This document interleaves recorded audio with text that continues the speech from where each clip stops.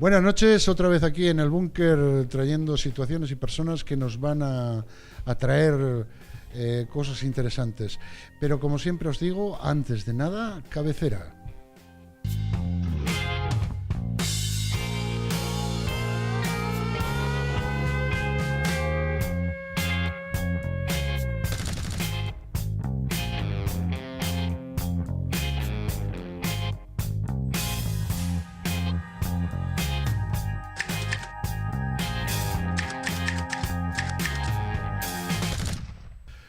Bueno, pues como os decía, una noche más, estamos aquí de nuevo en el búnker, trayendo a una persona que nos toca en lo habitual y en el corazón. Esa persona es José Quesada, que es sacerdote anglicano. Buenas noches. Buenas noches de nuevo. Buenas noches desde siempre, porque parece que... Desde que oscurece. Sí, aquí como un casabuelo, como digo yo. José, yo empiezo por lo primero porque hay mucha gente que nos dice, oye, ¿y esto de sacerdote anglicano? Explícame, ¿qué es o cómo es la confesión anglicana y qué cambia a la romana? Bueno, parece que estamos hablando de calamares, sí. pero no. No me extraña que la gente se haga esas preguntas, porque a veces ni nosotros mismos sabemos lo que somos. Pero bueno, voy a tratar de ser conciso, concreto y a poder ser rápido. La confesión anglicana en realidad no existe. Existe la comunión anglicana y existe la iglesia anglicana o la iglesia de Inglaterra. Vamos por partes. La comunión anglicana es un conjunto, yo no sé exactamente cuántas iglesias, pero probablemente un centenar de iglesias nacionales, de las cuales la primera es la iglesia de Inglaterra, de la cual parten todas las demás. Es decir, la iglesia de Inglaterra sería el equivalente a la iglesia de Roma, salvando las diferencias que luego explicaremos.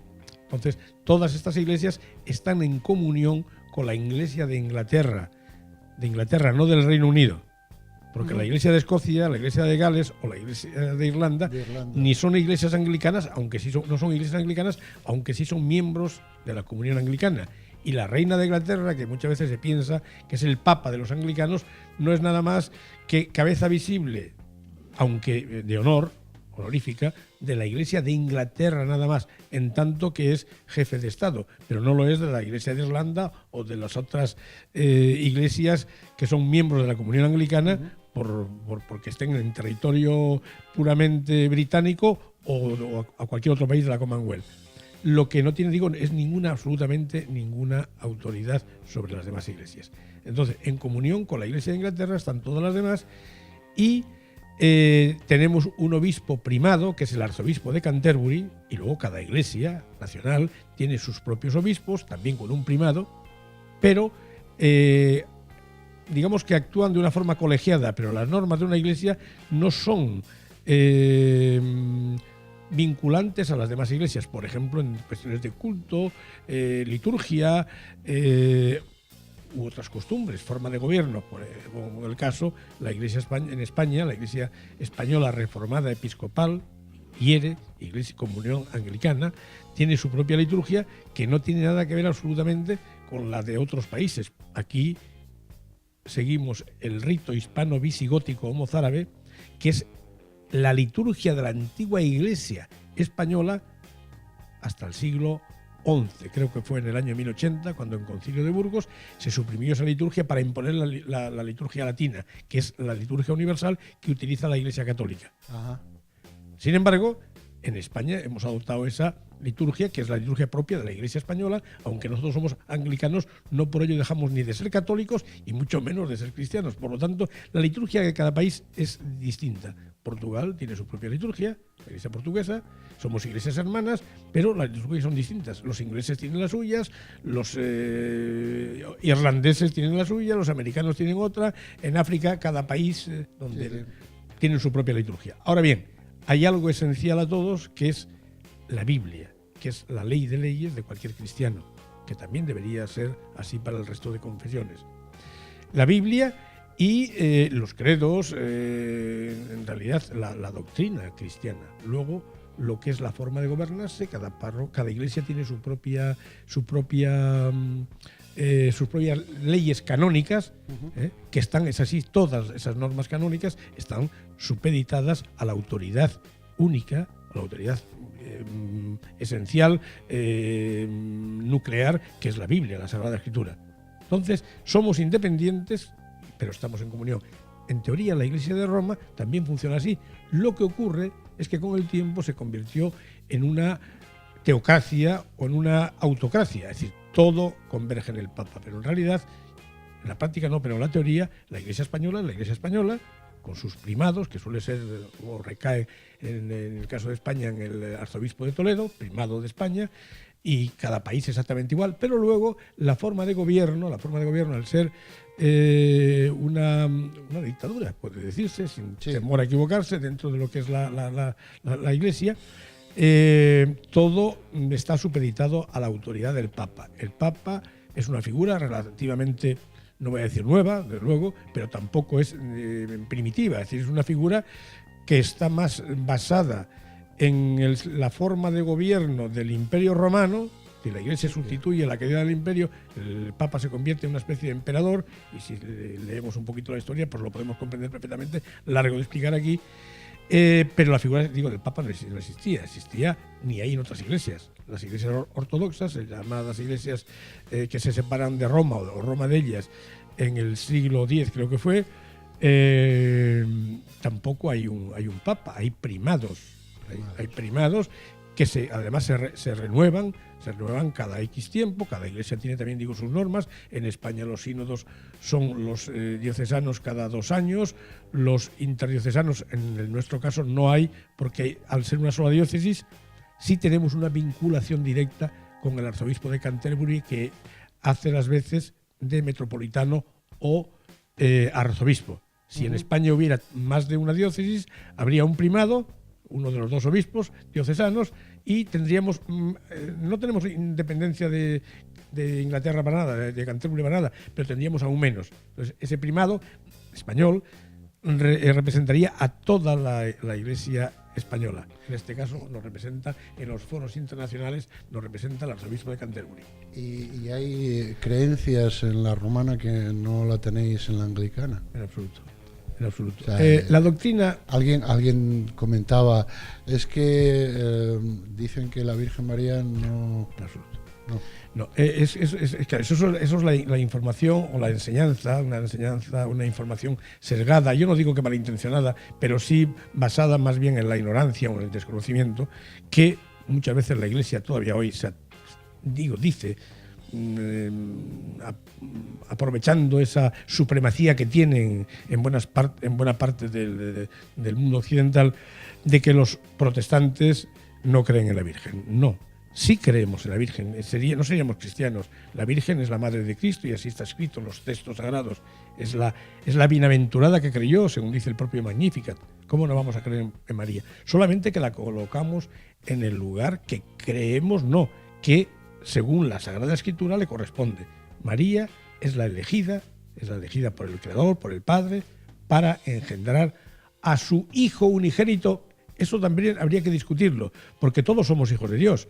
Jesús es el enviado, pero eso ya sería entrar en otra, no digo, voy a decir polémica, pero cuando menos otra controversia.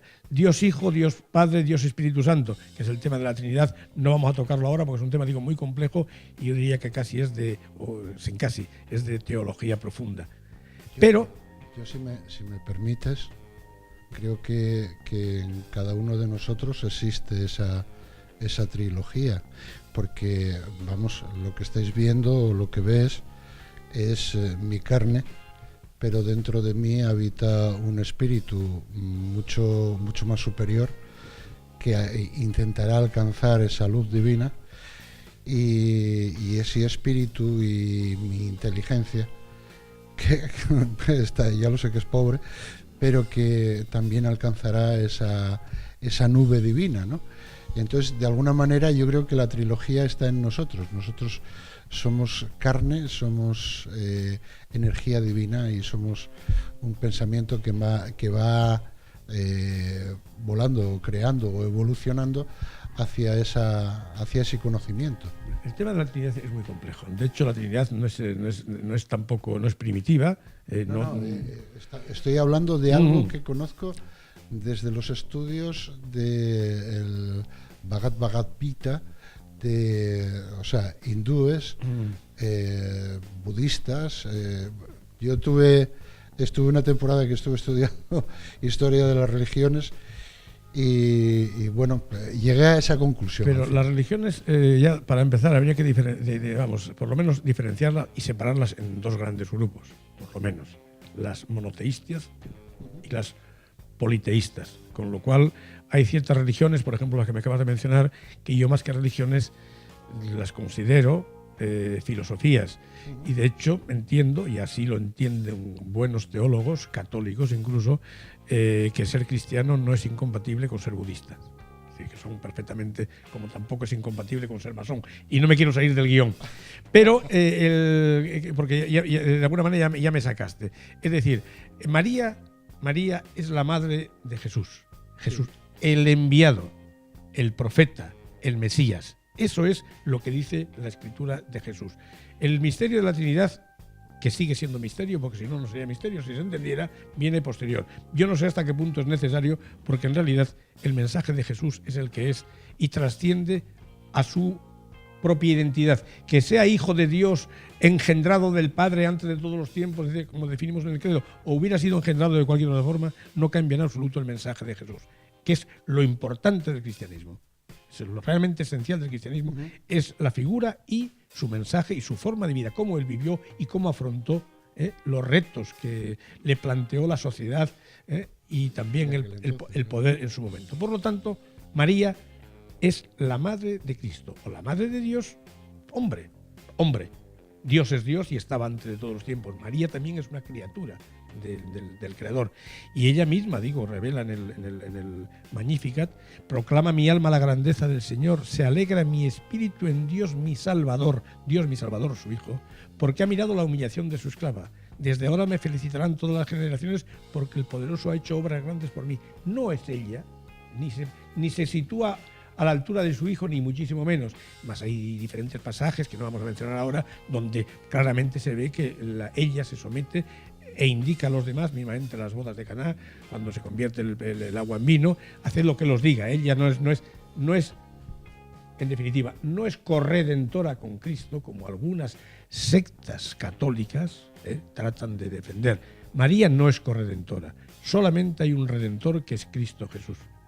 Y entre Dios y el hombre, no recuerdo la cita exacta, pero sé que es de San Pablo, entre Dios y el hombre, solo Cristo media. Por lo tanto, María, sí.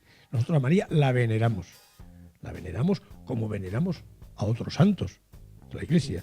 Muchos, incluso algunos propios que no aparecen en el santoral romano, y otros que sí aparecen, porque hay que tener en cuenta que la Iglesia de Inglaterra y la Iglesia de Roma se separan hace 5 siglos y por un problema político, no por un problema doctrinal. Sí. Es decir, no había tal cosa. Por lo tanto, la Iglesia es la misma. Era una necesidad de divorcio. La Iglesia es exactamente la misma, con pequeños matices. La esencia es la misma. Puede haber también otra diferencia importante, no en apariencia, pero sí en el fondo, que es el tema de la Eucaristía.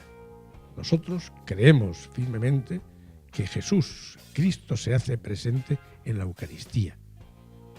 Hay una especie hay una presencia real de Cristo, pero esa presencia, que los católicos llaman transustanciación, que sigue la materia pero se transforma en la sustancia, y que, según ellos, obedece a la autoridad que se le confiere por mediación o a través de la sucesión apostólica a los sacerdotes. Claro, lógicamente yo eso lo niego rotundamente. Ningún cura, ningún obispo, ningún papa, nadie, absolutamente nadie, hace ningún milagro. La presencia de Cristo en la Eucaristía es real, sí, pero es el resultado, por una parte, la primera, de la propia de la promesa de Cristo mismo, que dijo: donde 2 o más se reúnan en mi nombre, sí, allí estoy yo. No dijo que iban a matarlo de nuevo, ni que íbamos a convertir el pan en sangre, ni el pan.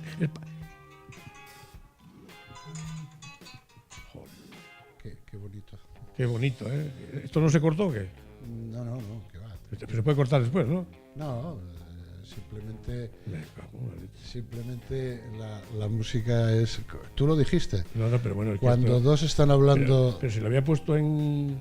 Lo había bueno, puesto en silencio. Pero piensa que Bien. cuando dos están hablando de mí, yo estaré presente. Exactamente. Y se hace Aquí se hace con esa presente. música. Entonces, donde dos o más se reúnan en mi nombre, allí estoy yo. Ajá. Por lo tanto, esa es, primero, la promesa que él hace, y luego hay una parte importante que también hay que tener en cuenta, que es la fe del comulgante. Si yo no creo Sí, bueno. en ello, como decía mi amigo Fernando Rubio Bardón, párroco de San Juan el Real, amigo, mentor, padre, confesor y muchas más cosas, si no hay fe, tomar el vino y la hostia es lo mismo que tomar un café con leche con unas galletinas María. Eso es lo que significa. Digo yo que no será. Yo prefiero más las galletines María. Igual son más café. sabrosas, porque a veces, las formas a veces están incluso un poco rancias, sobre Sí. todo cuando se utilizan pocas. Pero la presencia eucarística es esa, una presencia real, sí, pero espiritual y celestial. Cristo está presente ahí y en cualquier otra parte. Lo podemos encontrar también en cualquier momento, en cualquier rincón, cuando hablamos con Él. Porque Jesús, Dios, escucha. Quizás no nos hable con palabras, pero sí nos responde con otras cosas. Efectivamente. Entonces, la autoridad del pontífice. Es decir, autoridad del obispo, sí. El obispo es el primero entre sus iguales. No hay un obispo que sea más que otro.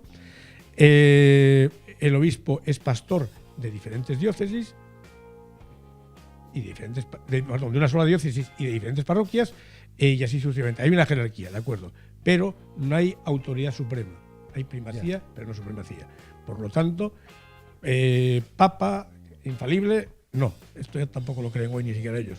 La transustanciación tampoco, y la veneración de los santos de la Virgen, sí, pero veneración, no anteponer, como se hace muchas veces, en los santos al propio Jesús. Yo he visto celebraciones católicas donde sacan a San Pedro o a San Juan Pablo II, que murió antes de ayer, lo sacan de procesión, y la cruz a veces no la vemos ni en el altar. Es decir, eso no.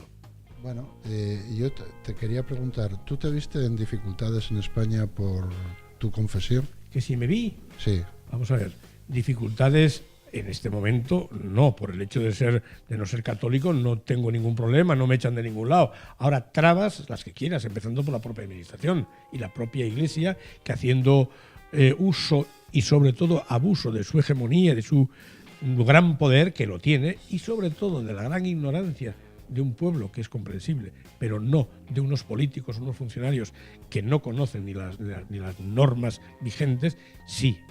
Y los tuve y los sigo teniendo. Es decir, sigo teniendo problemas hoy con la jerarquía. Estamos en una democracia aconfesional, por lo visto. No. España es un estado aconfesional según la Constitución, pero luego en la práctica sigue siendo confesional, en la práctica, porque ciertas confesiones tienen ventajas sobre las otras. Es decir, la Constitución dice que el Estado cooperará con las diferentes religiones y confesiones, pero la Iglesia Católica tiene un trato preferente porque hace 30 años o 40 años, los que tiene la Constitución, que ya ni lo recuerdo, claro, España era católica al 99% porque estábamos obligados, no había otra opción. O tenías que ser católico o no trabajabas. Nominalmente éramos católicos. Hoy católicos no llegan al 30%. Que se declaren católicos puede que pasen, pero que practiquen no llega ni al 30%, con lo cual es una catolicidad relativa, pero siguen gozando de las mismas prebendas.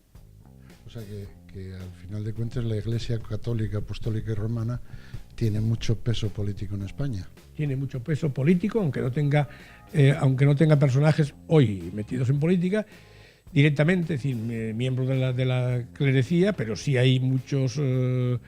si hay políticos, si hay funcionarios de alto nivel, que pertenecen a determinadas sectas, cuyo nombre no vale la pena mencionar porque todos lo conocemos, que sí son católicas, son católicas de nombre, están amparadas bajo el derecho canónico, están reconocidas por la Iglesia, aunque luego sus prácticas disten mucho de lo que haría un buen cristiano y ni siquiera un buen católico. ¿Y en el mundo tú crees que también ocurre así o va perdiendo peso? No, la Iglesia católica y las demás iglesias e incluso otras religiones están perdiendo peso en la sociedad en general. Va a diferentes ritmos. Por ejemplo, la Iglesia gana adeptos, las iglesias ganan adeptos en países pobres o subdesarrollados, como puede ser África. Gana adeptos también en América Latina, sobre todo en América del Sur y Centroamérica. Pero en ese caso, donde la Iglesia católica lleva 500 años evangelizando con bastón y garrote,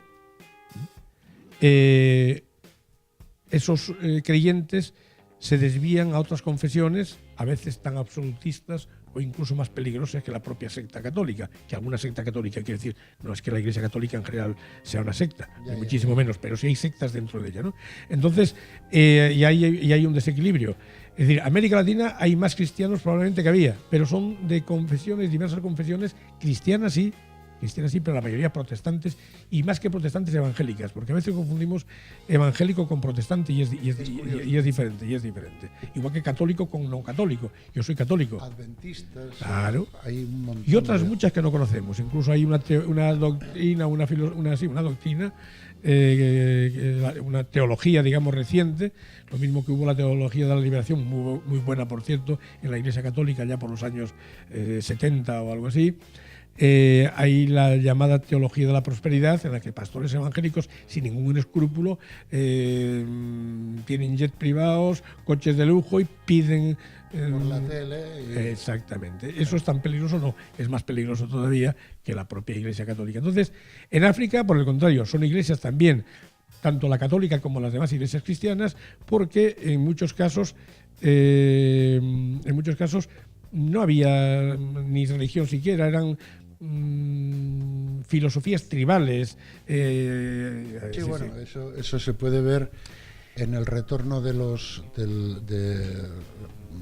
africanos que cogieron como esclavos y los llevaron, por ejemplo, a Haití, a Santo Domingo, a Cuba, que generan una religión que es sí, bueno, pues a la Virgen del o sea, a una diosa como Yemanyá, que es la diosa del mar, Obatalá, la llaman la Virgen. Changó. Eso. Pero eso son, digamos, son adaptaciones para que no les hicieran daño, ¿no? Católicas. Pero lo mismo hizo la Iglesia Católica, lo mismo hizo la Iglesia con la festividad pues no sé, del nacimiento, la Natividad de Cristo. Tranquilamente te puedo decir que donde había un tejo, que era donde se reunían todas las tribus celtas a concellar, pues allí la Iglesia puso una iglesia, valga la redundancia, porque así atraían más el... Hay que ver que las iglesias catedrales siempre están en el centro de la ciudad y en el lugar más prominente del lugar. Me dice la jefa que me quedan 3 minutos. Yo me gustaría, ¿qué les dirías si nos estuviera viendo ahora pues algún obispo, algún arzobispo católico? ¿Qué les dirías para que cambie un poco la situación? Si nos estuviera viendo algún obispo, algún arzobispo, algún cura católico, yo lo único que les diría es que procuren ser primero cristianos, que se olviden de diferencias entre diferentes, valga la redundancia, confesiones, tradiciones cristianas, que sean cristianos y también católicos, porque si realmente son buenos católicos no pasarán las cosas que están pasando, porque no hay que olvidar que dentro de la Iglesia Católica también hay buenas normas, otras cosas que luego no se lleven a la práctica. Hoy, bueno, todas las filosofías son buenas, pero cuando se llevan a la práctica... No, hoy tenemos, por ejemplo, el caso del Papa, el obispo de Roma. Hay un grupo que ofrece resistencia a esos cambios que no son otros que los que se trataron de aplicar a partir del Concilio Vaticano II, y muchos se niegan porque quieren seguir disfrutando de esas prebendas y de esas ventajas que tienen. Yo les pediría a esos obispos, a esos curas, simplemente, ya para no hacerlo tan complicado que es mirar a Cristo, que es un poco más complejo, que miren a Roma. Basta con que miren al Papa y traten de imitarlo, probablemente la Iglesia cambiaría. Porque esto que ocurre en otras iglesias, de una mejor gobernabilidad, más colegial y demás, es posible y es lo que pretende el actual obispo de Roma. Dicho de otra manera, yo con un Papa como el actual, probablemente seguiría siendo católico y podría servir en la Iglesia de Roma, dejando al margen lo del matrimonio y demás, que es otro tema que yo tampoco acepto, pero en la Iglesia de Roma también hay curas casados. Sí, bueno, también los hay. Es un hecho. No, pero los hay casados legalmente. Sí, sí. Las iglesias orientales, de rito oriental, que son varias, no las recuerdo todas, sus sacerdotes, sus presbíteros, diáconos, pueden perfectamente estar casados y están bajo la comunión de Roma. Es decir, esto es una cuestión más que de doctrina, es de tradición y de costumbres. La Iglesia latina no se casa porque un día un papa llegó a esa conclusión e impiden el matrimonio legal de los clérigos, aunque luego en la práctica todos sabemos que el que más y el que menos no son asexuados, porque son personas normales, tienen alguna relación. Bueno, ahí había un comentario que decía que a veces los sacerdotes también con tendencia, digamos, gay, hay muchos. Tiraban precisamente al sacerdocio para... Claro, eso es la consecuencia de estar, digamos, de alguna manera, estar mejor visto, mejor aceptado, porque que vivan dos sacerdotes juntos nadie lo va a criticar. Que vivan dos hombres, digamos, normales, eso ya sería otra cuestión. Pero, de todas formas, esto tiene un fondo totalmente erróneo desde mi punto de vista, que es el pecado, la pureza o la virginidad. Es decir, el sacerdote tiene que mantenerse célibe para ser más puro y más casto, para servir a Dios a través de la Iglesia. Ya es un error plantearlo que servimos a Dios. El sacerdote no sirve a Dios. Sirve a Dios a través de sus hermanos, pero en realidad el servicio quien tiene que prestarlo es a los hombres, que todos estamos obligados, a los hombres y mujeres. Debemos, y a los que no son ni lo uno ni lo otro, debemos servir a todos para que todos sirvamos a Dios. A partir de ahí, ¿qué ocurre? Que un hombre célibe, una mujer célibe o un homosexual célibe u otra identidad cualquiera célibe es más casto, más puro que un casado. Desde luego no. Se puede ser célibe y muy libidinoso, y se puede estar casado y ser perfectamente casto. Por lo tanto, ese es un error. Ese es un error totalmente. Cuando hablamos de virginidad, ¿qué es la virginidad? Automáticamente lo llevamos al tema sexual.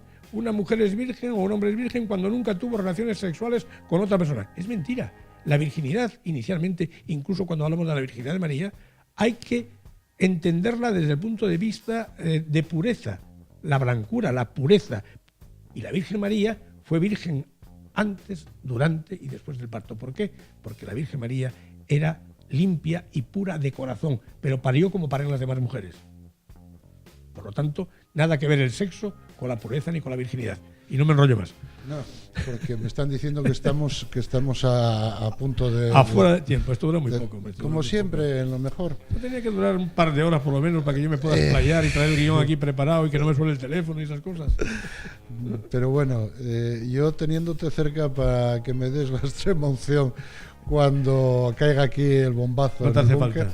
Una mirada al Altísimo, arrepentimiento de aquello que eres consciente que hiciste mal, que eres consciente, y por si acaso de aquello que no lo eres, y el perdón viene, porque para que haya perdón no hace falta un cura, hace falta tener el reconocimiento de la falta, que no pecado, que suena muy mal, de la falta del error, y sincera voluntad de no volver a cometerlo, y si se puede, pedir perdón a quien ofendiste. No hace falta para cura, los curas no confesamos. Los curas confesamos, pero no perdonamos. El perdón viene única y exclusivamente de Dios.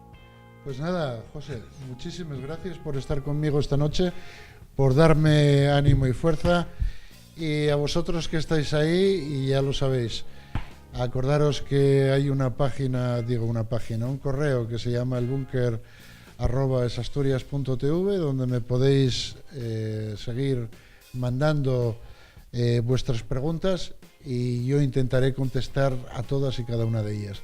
Mientras tanto, quedar en buenas manos, dormir, descansar, buenas noches y nos vemos mañana más y seguramente imposible que sea mejor. Hasta mañana.